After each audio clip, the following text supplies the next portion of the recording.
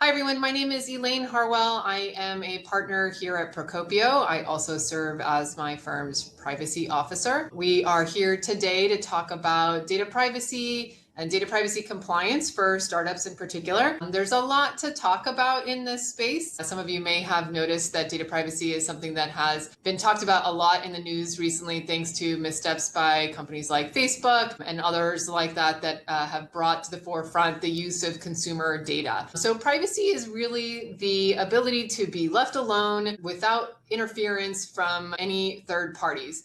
We've originally initially thought of that in terms of interference by the government into the personal lives of the citizens. But privacy as a concept has been around for a very long time. Think Fourth Amendment, search and seizure. What we're here to talk about today is data privacy, which in particular talks about personal information and how that information is used, how that information is collected. And also in terms of how we share that information as companies, the third parties that we might share that with, and then maybe how we either get rid of it or hang on to it forever.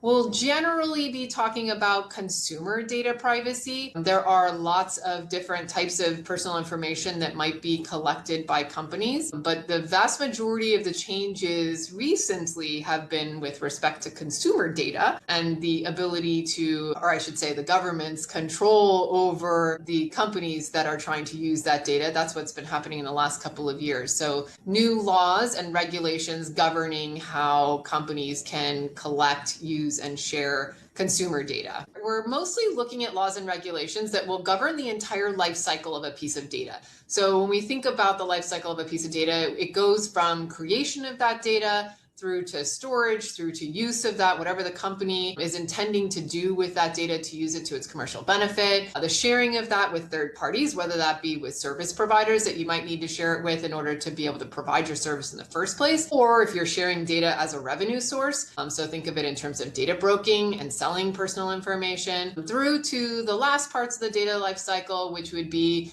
either the archiving of that data and keeping it forever, or the destruction and purging of that data at some point in time. So the laws and the regulations that now govern over data in general really touch upon all of these aspects of the data lifecycle. So when you think about data, you have to think about it in all of its different forms and how, in terms of the company might be taking in the data, using the data, and eventually getting rid of it. Okay, so where are we today? So data privacy laws really are the type of laws that will impact all types of businesses because personal information is something that every company necessarily has to collect in one form or another. So I think as a data privacy attorney, I often hear clients telling me, I don't really collect any personal information, so I don't think any of these laws are going to be applicable to me. But you got to think about it more broadly than that because that's how the laws are now drafted. We don't necessarily just think about personal information in more traditional senses like names and social security numbers, but instead it's really any type of personal information that might be collected. So you got to think about it in the context of employees. If you have any employees, you have to collect their personal information in order to pay them. If you have clients and you have business contacts at those clients where you have maybe a name, email address, work address, that's actually personal information governed by laws here in the United States and including in California. So the data can really come in any form, and the way that the laws are now interpreted and written, it is really much broader. We have to think about personal information in a much broader context than we ever did in the past when we sort of just thought about it as a name and an email address or a name and a social security number. We don't have here in the United States any sort of omnibus law.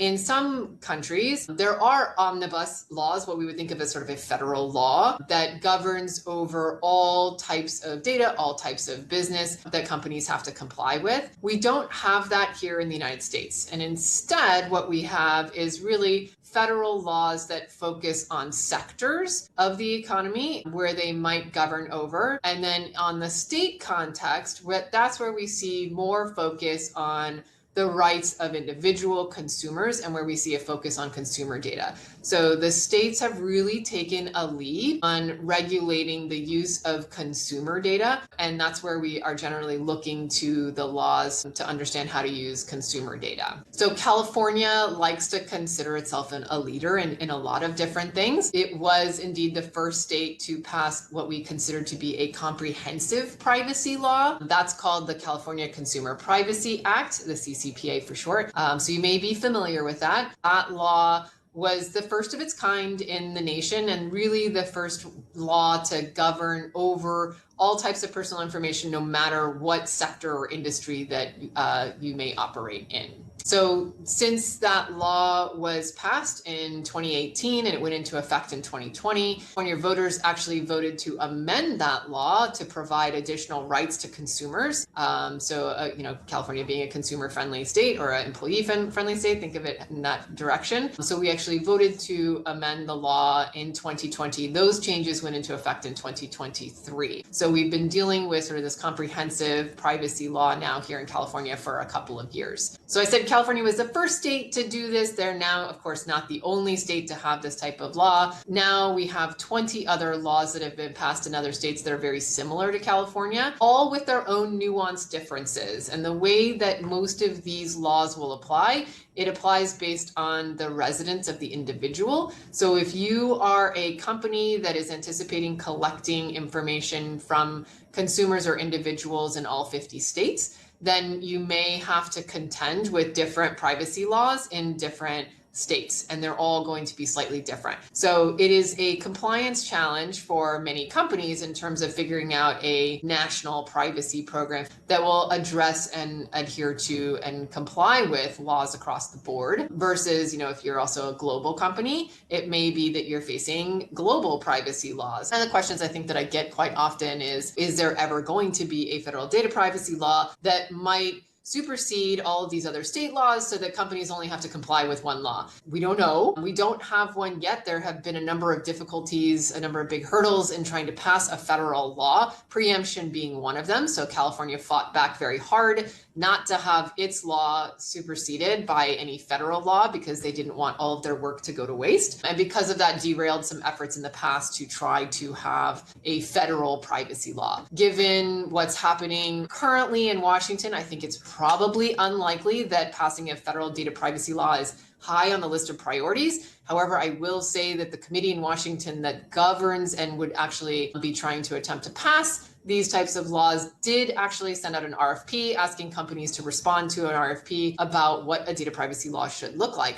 So it is on the radar in Washington, but we don't know what the chances are of it getting passed. It's been something that has been a point of discussion for a very long time now. So we'll see what happens on that front. Okay, as well too, because as a startup, there are differences in terms of what laws may actually be applicable to a startup at this point in time. One of the efforts in California, at least in passing its law, was that it had in its mind it did not want to disrupt the startup culture in California. I think it's one of those things that California very much likes about the state, that there is a lot of that type of activity in Silicon Valley and in other places in California. So they wanted companies to have at least the ability and a budget to be able to comply with some of these requirements under the privacy laws in terms of control. I'm also going to kind of briefly touch on the EU's GDPR. If you know data privacy at all or have heard of the GDPR, it has often been considered one of the gold standards for privacy laws across the globe. That law was passed and became effective in 2018, so it's a little bit older than any of the comprehensive privacy laws that we have here in the United States.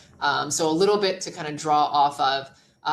The approach in terms of how they think of data privacy between the US and the EU is very different. Which does sometimes make compliance a little bit challenging and difficult in that respect. So if you have an anticipated global business, GDPR and laws like it are something that you want to pay attention to. The third law that I thought we would talk about are the state data breach notification laws. So these are laws that only come into play if the company has a quote unquote data breach, which is a specific definition under the law. But what those laws do is require companies to provide notification to individuals under certain circumstances that their data may have been impacted. So as a person living in the United States, you've likely received a notice that came to you in the mail that was as a result of one of these 50 laws that now exist, where you have been notified that your data may have been lost or stolen, and as a result, you received maybe some type of credit monitoring. Those letters are a result of these state laws that we're talking about, and we'll kind of talk a little bit about that at the end here. And then finally, I'm going to close up with kind of what are the trends within data privacy, as well as what you can do now as a startup to start thinking about privacy and to start set yourself up for success. I tell people often that data privacy is not an issue that's going away. We are collecting more data, I think, as companies and as consumers, we're becoming more aware of that data collection and the misuse of that data. It is something that regulators are very focused on because it's an area of high complaint. So you get a lot of situations where you may have a consumer who has complained to a regulator that then starts up an investigation into your data privacy practices, which may result in fines in the end. So it's an area of a particular concern. And as a startup, you're at an opportunity where you can set in some of those best practices now to set you up for good future collection practices, use practices, and notice practices to your clients and customers. Just want to also set the stage for what we will not be discussing, because there are a lot of other data privacy laws that may govern the type of business that you have. So as I mentioned at the outset, we have a lot of federal privacy laws that are sector specific. So depending upon what industry you are in, there may be very specific privacy laws that apply to you. So take, for example, if you are in the healthcare space, then you may be governed by HIPAA. You may be signing business associate agreements, right? So that is a federal law, federal privacy law that may govern dependent upon the type of industry you're in. So another example of that would be financial institutions and the GLBA. There are also federal laws that are marketing laws. So when we think about the Telephone Consumer Protection Act, or TCPA, those laws govern and cover the ability to market to individuals through text message or through phone calls. We also have CAN-SPAM, which is an email marketing law. So there are a lot of privacy laws at the federal level that may be applicable to what you're doing or to the business that you're in, depending upon what you are engaged in. I'll also make a quick note that depending upon the type of data, there may also be privacy laws that govern in that space as well too. So we have some states that have very specific privacy laws dependent upon the type of data, which would include things like geolocation data, which has become a very, very hot topic for regulators lately, but also things like genetic and biometric information. So if you would be collecting information that is biometric information or that can be used to create biometric information. So think of photographs that might be used to be able to create biometric, individualized, unique data about a specific person. That is potentially biometric information that's governed by separate privacy laws under some states. California, Texas, Washington coming to mind, as well as Illinois with its very particular biometric statute that has a private right of action that has become a huge point of litigation. So if you have Illinois employees and you are using some type of technology to record your work hours, that's the type of thing that you want to pay attention to as an employer and as a company that might be collecting biometric information. Like I said, California is a leader in this space, so I wanted to just give a brief overview of the California Consumer Privacy Act. It's a comprehensive law that covers all consumers in California in any capacity that they exist in. So unlike some other states, California actually considers its employees to be consumers. So if you are a company that has employees, if you reach the threshold for application, then you may be covered under this law. If you only have employees and you're not even collecting consumer data, that also includes business-to-business contact information. So what I mentioned before to be sort of that work contact of name and email address, that type of personal information is also covered by the CCPA. So it really does cover all residents in all capacities in California, and any role that they might be in. Now, like I mentioned earlier, personal information is much more broadly defined than you might be necessarily thinking of it. We think of it as any information that can be reasonably identifiable to an individual, a consumer, or a household as well too. So if you have information, let's say, for example, an insurance policy number, that's going to be considered personal information. An IP address potentially could be considered personal information. Lots and lots of data. And also maybe something in particular, an inference about an individual or something unique about that individual. So if someone has a very unique tattoo and you have a photograph of that, that can be considered personal information because it's reasonably identifiable to an individual if it's unique enough. So there are a lot of ways to think about personal information that maybe we haven't thought about it before. So you have to think of it in a very broad fashion. So what does the CCPA actually do? So it's intended to provide consumers rights over their data. So in its most basic form, it allows you as a California resident to go to a lot of businesses here that operate in California and say, tell me what you know about me, what type of data or what your information you might be collecting about me. I want you to delete that information if you don't need it or don't have a legal basis for keeping that. I want you to correct that information about me. And of course, there are exceptions to all of these things. Or I want to opt out of the use of my data in specific ways, and also gives them the ability to make these requests without being discriminated against. Now, of course, what does that do? It provides corresponding business obligations, which include things like providing notices to both your consumers or clients and consumers that you might be collecting data upon, but also to your employees if you are subject to this law that tells them how you collect the data, what data is being collected, what data is being shared with third parties, and how long you're keeping that information for. Those notices are something that you may have seen on privacy policies, consumer on websites. That's where most companies subject to the CCPA are making their disclosures. And the privacy policy, though a lot of people overlook it, is a really important place to start when you think about your data privacy program, because it's the first place that anybody is going to go to look to understand what you're doing as a business. So regulators are going to go there, plaintiff attorneys are going to go there, and they're all going to scrutinize that document. It is a legal document, and it should accurately describe what the company is doing and be particular to the company itself. So while I think a lot of people for many years didn't really think about or worry about the privacy policy, it's now the first place that everybody looks to understand what the company is actually doing with data. So it's important to be accurate on it. Now, here's the part where I think most startups at least think, okay, I don't have to worry about the CCPA right now, because a lot of startups don't have revenue yet or don't have a lot of collected data yet. So the thresholds that I mentioned in terms of application of the CCPA is what if you have 25 million in annual gross revenue, that's measured from the prior year, or you collect 100,000 or more residents' personal information, or you derive 50% of your annual revenue from selling personal information. So as a startup, most startups are not reaching those thresholds, at least at this point. My advice to startups, though, is not to ignore the California law, because it is actually a really good guide for companies in terms of thinking about what to do with personal information and how to handle that information. Because I think probably the goal of most startups is to eventually meet those thresholds for application.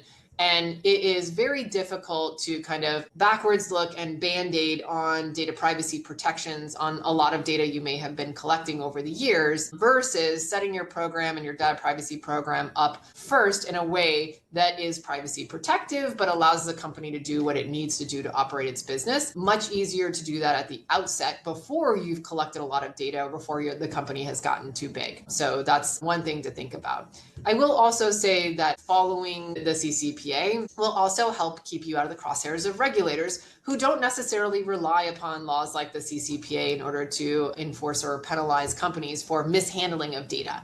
So just because you're not subject to the CCPA doesn't mean that you're not subject to other laws that might also be applicable in terms of data handling or data mismanagement. I've seen a lot of regulators that will bring, and this includes federal and state regulators, that may be bringing their data privacy claims against companies underneath a rubric of an unfair business practice. So every state and there's a federal law as well too, has laws around unfair business practices, which tends to be a very nebulous topic. But if a regulator finds that the company has a privacy notice, but it actually isn't following it, that's been considered an unfair business practice and something that we've seen regulators come down on companies for. So this, just as a word of caution, you may not be necessarily strictly having to comply with the CCPA now, but it's a good place to start in terms of thinking about your privacy. Okay, one of the things that we often talk about in privacy is security. So you can't have privacy without security and vice versa. So within most privacy laws, there are requirements around data security. And what that looks like usually are requirements that the company have some type of quote unquote reasonable security. Now, what is reasonable security? Well, that's flexible depending upon the type of data that might be collected, the size of the company, and what the company is doing with that data, and as well as the sensitivities around that type of data. So the more sensitive the data is, the more expectation is that the company will protect it better. A basic example would be social security numbers. We all know that social security numbers are private. They are meant to be something that the company keeps that should be kept secure. So we don't put social security numbers in open spreadsheets. It's available to everybody in the company. Why? Because that's a security risk. So privacy and thinking about data also involves thinking about the security that you have to protect that data. That is part of the privacy law consideration and part of what companies, I think, have to think about as they're collecting and storing and using data. The way to also think about this now as well too, in terms of what's coming down the future pike for people, is in California, we have a regulator who has been preparing and proposing regulations around the use of certain types of technologies and making requirements around things like cybersecurity audits and risk assessments, depending upon the use of that data, the use of those tools and technologies. So I'm not going to spend a lot of time talking about this because we could talk about this for a really long time, but just wanted to put on people's radar that there are requirements in California under the CCPA, but also other laws as well too, in terms of conducting risk assessments to understand where the risks might be. A good example of this that I've seen often now recently is with respect to the use of AI tools. So a lot of companies are onboarding AI tools in order to be able to help them do their jobs a bit easier, faster, more efficient. For example, there are a lot of companies that are using AI tools to filter resumes and to bring to the top the ones that have those attributes that they might be seeking in a candidate. The use of that type of tool, if you're subject to the CCPA for sure, is going to be subject to certain requirements now when you onboard those tools to make sure that they are, at least to the extent possible, free of biases. The risk assessments and the things around the requirements around it are generally required where there's a significant impact to the consumer. So that's why I gave the example of using an AI tool to filter resumes. The decision by a company to use an AI tool to hire an individual or not hire an individual or promote an individual, that's a significant impact to an individual and something where the regulators have decided there's higher scrutiny around it. So just to kind of pay attention in that aspect. In addition, it's becoming more common to see regulators requiring audits, and some instances, those audits in some form or fashion being submitted and filed with a regulator, which is something that's pretty new. One, because a lot of companies are not even doing these audits yet at this point in time, but they will be soon. But then to have to file that with an auditor, with a regulator, is something that most companies are at least a little hesitant to do and to think about. So just to kind of pay attention to that coming down the pipe. You can make changes to your website privacy policy. Depending upon the type of changes that you make, you may want to provide notice to people when those changes are made. But the privacy policy does tell people how you're utilizing information. So if you have a change in how you are utilizing data, then you should be looking at updating your privacy policy so that you can disclose that. Under some privacy laws, it's a requirement to update that annually. That's a general requirement under privacy laws across the US, but I often tell people that it's okay to update it more frequently than that if you have a substantive change in how you're using data, and that's an okay thing to do. Under California law, there is some expanded liability for data breaches. So it makes it much easier to sue companies now if you have a data breach, because there's a private right of action now under laws that allow the individual to sue the company if they think that there has been a failure to implement reasonable security. So this has kind of shifted the direction of how these cases have gone in the past to focus more on what the company did to actually try to protect that data. So as a company that's just starting out, again, it's important to think about what type of security you have in place and whether or not that's appropriate for the type of data that you are collecting, using, and sharing. Okay, for those that are worried about enforcement, this is just to kind of give an idea to people that the enforcement comes from many different places, including federal and state attorney generals. There are also new privacy regulators. So California is actually unique in that it has a privacy regulator dedicated solely to consumer privacy.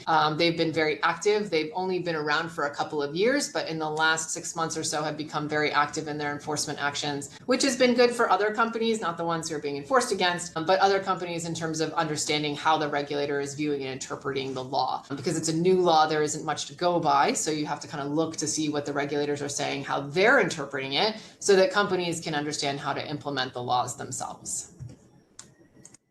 All right. So most companies will be doing business in more places than just California. And the reason why we're focusing on California is because it's certainly the gold standard right now in the United States. So most of the other privacy laws that are coming up look very, very similar to California. So if you're complying with California privacy laws, you're going to be in a good position when you're looking at other states' privacy laws, because you'll have done a lot of the things that those other laws are requiring you to do already as well too. So that's why California is kind of a good place to start.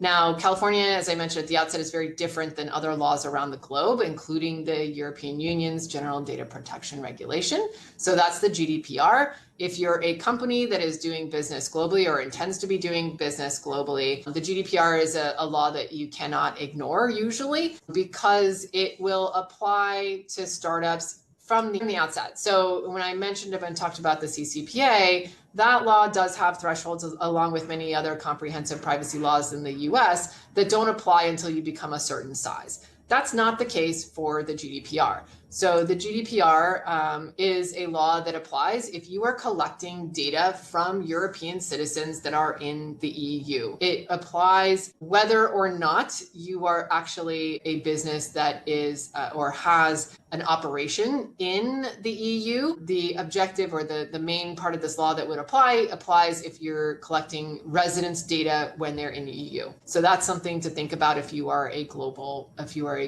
business or intend to be a global business. So, and again, who does it apply to? It applies to entities across the board processing personal data if you are offering goods or services to EU citizens. So if you are the type of company that might have an incidental visit from somebody from the EU, but your business is focused in the US, then generally you're not going to have to think about putting together a GDPR compliance program, because you have to really be directing your services to the GDPR. And there's ways to kind of look at this in terms of whether or not, am I really directing my services or my goods to the EU? And that may be that you're taking payment in euros, or you have a website in German. Like those types of things might be indicative of whether or not you are directing your services to the EU. The way that the GDPR talks about the roles of the companies is either as a controller. A controller is somebody who is collecting and deciding how to use that information. A processor, if you are a service provider to other companies that maybe are subject to the GDPR, you may have to comply with certain aspects of the GDPR because your clients or customers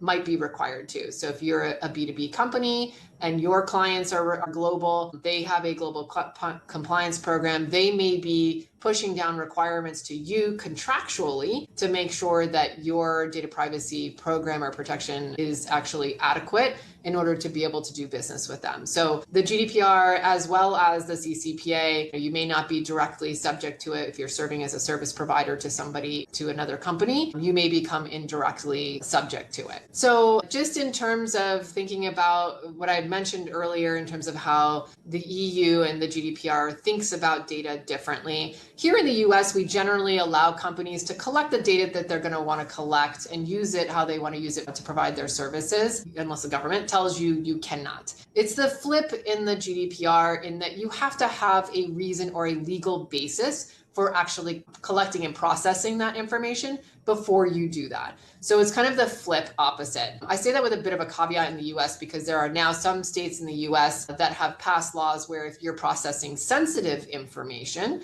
so that might be something like children's data, biometric data, things like that that are considered particularly sensitive, you may need consent, an individual's sign off on that or okay or acceptance of that before you can process their information. So again, it's thinking about what type of data you might be collecting and determining whether or not there might be specific rules that govern how you use that data. For example, one is if they've given consent to have their information processed in a specific way. The other big one is in performance of a contract. So if you've engaged in a contract with somebody and you need to use their personal information in order to deliver on that contract, that would be your legal basis for doing so. So how does the GDPR impact businesses in the US? Like I said before, if you are collecting data on EU citizens while they're in the EU, you may be subject to it. Generally, if you're dealing with European citizens and you're collecting their data on them when they're here in the US, the GDPR does not extend to them and does not protect them in that sense. So we're really kind of talking about the collection of data from the EU. There are a number of requirements, compliance requirements, similar to the laws here in the United States, which include things like privacy notices, having those out there. Having data processing contracts. So this is something that we didn't talk about as much under the CCPA, but a lot of times companies are going to be required to sign contracts that govern their use of data. So it may say things like, you cannot use this data for any other purpose other than what we have contracted for. So be prepared to see some of those if you're working with companies that might be subject to either the GDPR or the CCPA. The GDPR also has rules around data breach notification like we do in the US, and also in terms of consent management for website cookies and tools. It is an area where it's also quite different from the US. In the EU, if you've traveled around there recently and surfed the internet, you may have seen lots and lots of cookie pop-ups. We're starting to see them here more in the United States. They're very prolific in the EU and have been for a couple of years now since the passage of the GDPR. That's as a result of not necessarily GDPR, but other privacy laws in the EU that govern cookie use on websites. One of the important things I think for startups as you begin your business is having some way to manage and understand what data is being collected by the company. So either that being like an inventory or a data map of types to understand where the data is coming into the company, where it's being stored, and what's happening to it. Because what ultimately happens, and to be able to comply with privacy laws, you need to be able to understand that so that when an individual comes and makes a request or a regulator wants to understand that, you have a way to know where all of that data might be that is relevant to respond to a consumer request to delete information.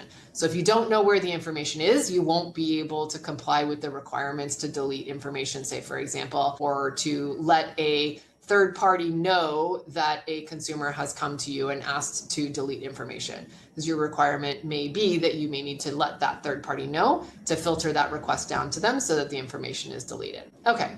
GDPR enforcement, this is a topic for a lot of people, a lot of big companies that are subject to it because it tends to be very stringent. The fines can be very large for a violation of the GDPR. I'm not going to spend a lot of time on this, but know that there are fines and they can be quite large. Data breach notification laws. This is all 50 states. So if you are collecting data from any individual in the United States, know that under all laws, all the different 50 states, there will be some type of notice requirement under certain circumstances if you lose information or it's stolen from you. Think of social security numbers. If you have social security numbers that you store and that information is stolen, you may have reporting obligations in all 50 states if you have information from individuals in all 50 states. Generally, these statutes will guide or will require companies to take certain steps after they have had a data breach. Okay, the requirements under it do vary state by state. It's something that I think has probably annoyed a lot of people for a very long time, that we don't have an omnibus law, but we do not. So it does become quite difficult sometimes to comply with all the different requirements. Most of the laws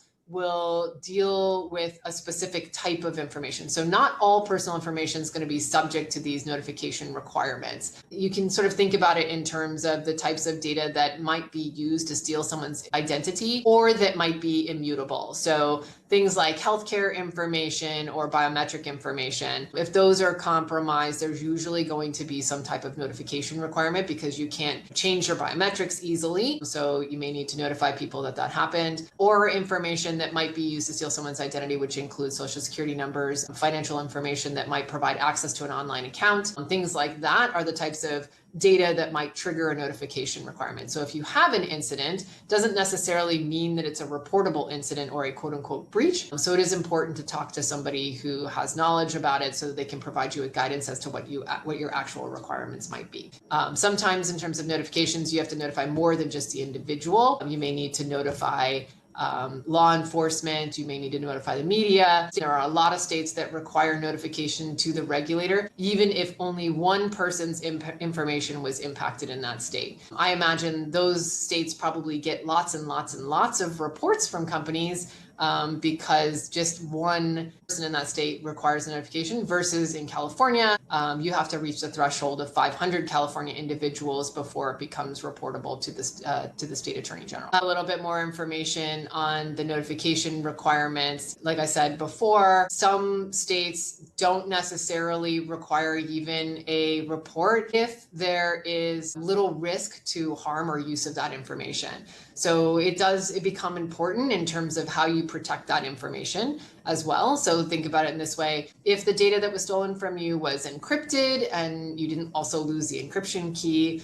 you may not have a notification requirement. So again, going back to you can't have privacy without security, how you secure data may very well be important to whether or not you have to make a notification in the future about some type of incident that might have occurred. So thinking about, the sensitivity of the data and whether or not it should be encrypted, that's something that I think a lot of companies, especially when they're starting out, should think about in terms of how to protect data. So just briefly on notification requirements, a lot of states have requirements for the timing of those notifications. So if you do have an incident, definitely don't sit on that without getting legal counsel involved, because they can advise you of what your requirements are, what your compliance obligations might be, as well as what the timing requirements for notification might be. So some states have very specific requirements. Some have 30 days. Some have 45, and some just don't have a specific time frame, just within a reasonable time frame with no undue delay.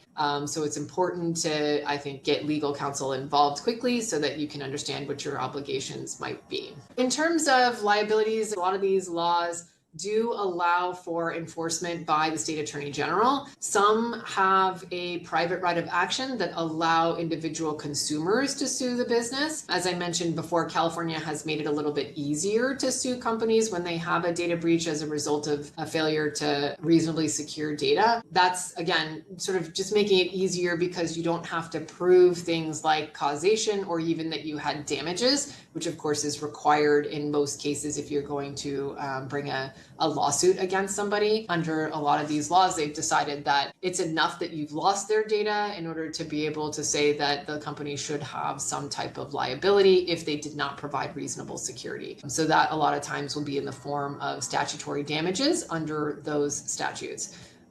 So again, one of the things to think about here is risk mitigation, especially as a startup. Cyber insurance is one of those things that is a risk mitigation strategy and a way to shift potential responsibility. Insurance coverage, from what I understand in terms of cyber policies, have definitely been pretty reasonable as of late. So something to consider and talk to your broker about when you're thinking about insurance. I wanted to talk about what companies can do now at this point in time and the steps that you can take kind of moving forward. As a startup, like I said, you're not necessarily always going to be subject to the strict requirements of some of the laws, but they do provide really good guidance about what to do moving forward and how to think and treat about. And so one of the things that I think is probably most important is being clear and transparent about how you're using data. You will see regulators that do come down on companies when they are trying to be less than forthcoming about what they're doing with data.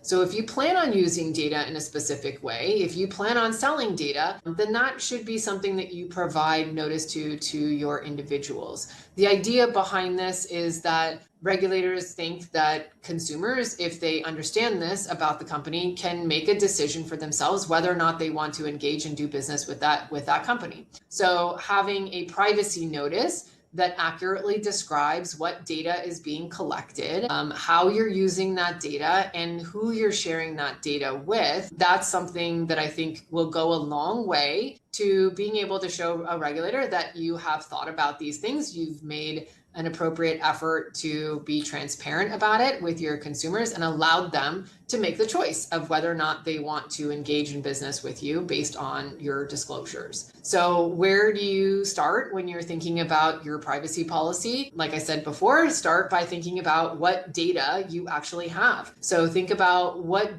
types of data are being collected, and what you are doing with that data, and what's the reason for utilizing that data, and what's the business use case for it. Probably gone are the days when companies collected data and just kept it forever just because they thought that there might be some future use for it. That's no longer a good reason for keeping personal information anymore. Most of the time, regulators are going to look to see, do you have an appropriate data retention policy in place, and are you getting rid of data as you described? And I'll also note that that's a good practice to have as a company as well too. Having data that sits around in your servers or your systems that is not being used but potentially risky to the business if the data is stolen or lost creates liabilities that the company just doesn't need. So from a perspective of risk mitigation and management for the company, it is good to think about what data you need,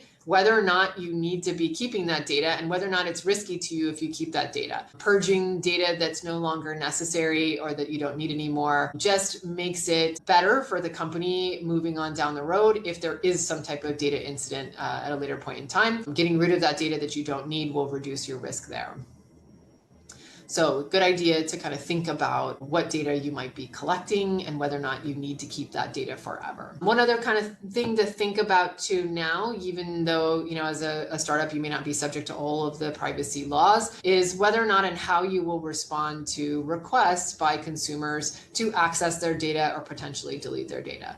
Again, knowing where and what data you have is really important to being able to facilitate consumers exercising their rights with you. I think it's something that you can see most companies doing these days, is allowing consumers to have some control over their data. There's a shift in the view for where it used to be once somebody gave their personal information over to a company, it then became the company's property and they owned that data. Regulators don't view it that way, and we really don't view it that way under the law anymore. It is still the individual's data, and they can control a lot of times how companies use that data. So for one example is under California law, if the company is collecting sensitive personal information and it's not necessarily being used to provide the service that the individual requested of the business, then that consumer can ask that company to stop processing their information in that specific way. So again, knowing how that data is being used and whether or not the purpose aligns with the service or product that you're providing to the customer or client, that's important to being able to understand what your obligations are. What are the steps that you can take? Creating a data map or an inventory, right out of the gate as a startup, right? When it's easy to understand and know what data is coming in, create a mechanism that will will allow you to keep track of where that data is coming in, where it's being stored, and where it's going to go. Create privacy notices, right? You should have both external and internal privacy notices. So external, oftentimes you see them on the website that provide disclosures to your customers or consumers about how the data is being used. A data retention schedule, like we've talked about, very important in terms of making sure that you manage your risk and make sure you don't maintain and keep data longer than is necessary to provide the service. Creating your processes for being able to exercise data rights. And also think about what you're doing with your advertising. It's the area that we probably see most companies have the most trouble with in terms of potential liabilities, either from regulators or from plaintiff attorneys. Use of data for marketing purposes or advertising purposes. There are rules and regulations around that. So paying attention to what type of marketing you're doing and how you're using that data, and considering whether or not you have the ability or consent of the consumer to use it in that fashion. So think about that when you engage in your marketing campaigns. The other thing that I think always is really important as well too, that this is a very fast changing space. So have a way to understand and know what new emerging laws are coming about that may impact your business and how you can utilize data. Like I mentioned, I think at the outset, companies, I'm not seeing them collect less data. They're collecting more data these days. It is a very, very valuable business asset oftentimes. So you want to make sure that you're complying with the laws when you're utilizing that data. To close things out here, I just want to talk very briefly about some of the trends that we've been seeing. One of the areas where all companies are seeing and probably getting hit with right now are demands, lawsuits, arbitrations with regard to the use of online technologies and tracking tools on websites. So again, this relates to the advertising space, but you may have heard of or seen Meta Pixels, Google Pixels, TikTok Pixels, session replay technology, which is the ability to see where your web visitors are going on your site, the clicks, the movement of the mouse, and just to understand how people are using your website so as to not have hangups on your website that prevents people from purchasing a product. All of those tools are very, very, very common on websites these days and have been targeted by plaintiff attorneys as well as regulators in terms of making proper disclosures, potentially seeking consent to use those, right? So that's a lot of those cookie pop-ups that you've been seeing that ask if you are willing to accept all cookies, deny all cookies. That's in the context of trying to protect against these types of lawsuits and demands that we've seen, which have really exploded over the last couple of years and been a very hot area of litigation. It's not entirely clear how the courts are going to deal with some of these issues that have been cropping up, but know that it is an area that you should very much pay attention to. So if you intend to use targeted advertising on your website, I would highly recommend that you understand the technologies that you're utilizing, the impact of that, and whether or not you need to make any disclosures around it or seek consent before using those tools and before dropping those tools. It's something that I've seen a lot of companies not understand is even happening on their websites until they get a lawsuit. So just think about that before you begin those campaigns. The other big area, of course, is AI. The use of AI tools, there's a lot of regulation around that right now, or a lot of intended effort to regulate the AI. We'll see how much traction that gets in this new administration at the federal level, but know that states are paying attention to the use of AI tools. I'm wanting to make sure that there is disclosure around the use of them, as well as compliance in terms of making sure that those tools are not biased in some way to the detriment of a consumer. So those are the main topics that I wanted to hit today. If you have any questions or want to discuss any privacy concerns or issues that your company may be facing or that you anticipate may be facing, definitely feel free to reach out to us at any time. My name is Elaine Harwell. I am a partner here at Procopio, and thank you very much.